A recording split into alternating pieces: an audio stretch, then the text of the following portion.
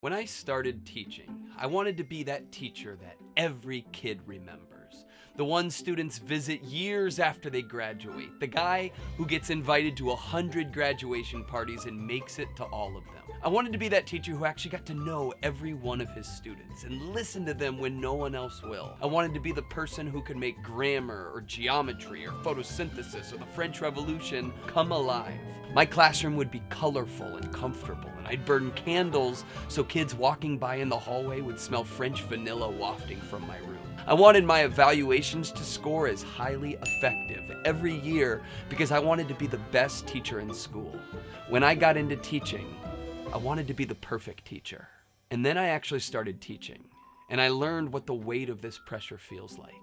But in my first couple years, I bore this weight almost like a martyr. I ran myself ragged, making sure every unit and every lesson was engaging and fun for my students. I chaperoned every dance, never said no when asked to do something by administration or other teachers. I was calling home to parents every day, tutoring students before and after school. I was reading teacher books, doing nightly teacher Twitter chats. I refused to call in sick, and I would hack my way through lessons. I always smiled, and I made sure kids knew that I loved my job and that I did it all for them. And those difficult kids in my class, the ones who acted out, but I could see it behind their eyes that there was something wrong and that they were rude in my class for a reason. And if I could just pour everything I had into them, and I believed that if I worked hard enough, I could save them. I was constantly striving for perfection. And after several years of this, I burned out. My tank was empty. I just couldn't do it anymore. I was physically and mentally and emotionally exhausted. And the result of this exhaustion was bringing a substandard version of myself to all aspects of my life. I mean, I really wasn't showing up with my best energy at school, but I also wasn't really showing up with my best energy at home either. I was like a candle burning from both ends, and that just doesn't end well. But then a teacher, at the height of all of this exhaustion, a teacher who'd been a teacher for a long, long time, like almost 40 years, and yet she still loved the work, she said something to me that I will never forget.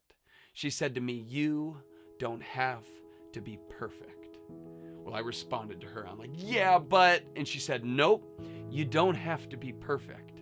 And I was like, "But I want to change lives, and I want my class to be memorable."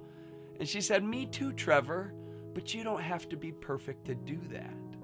And I just let her words sink in and sit with me. And that was when I decided that I was going to start over a little bit. And I made some really important changes in how I approach teaching.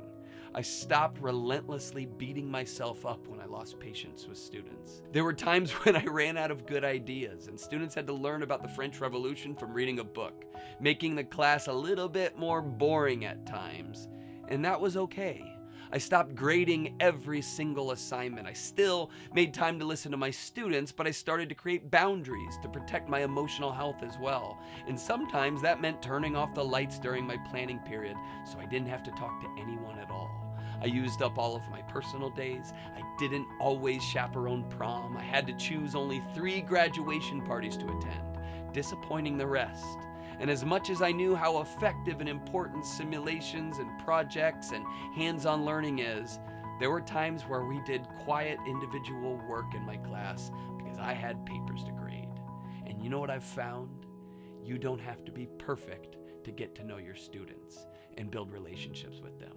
Perfection isn't required to make your class memorable and even fun. Heck, sometimes it won't be memorable and fun, and that's okay. Students still learn and grow and fail and succeed in my imperfect classes.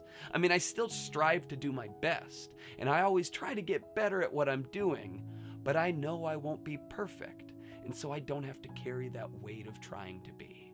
I don't know about you, but that's a heavy weight to carry. But with that weight gone, I find I'm a lot freer to be a better teacher.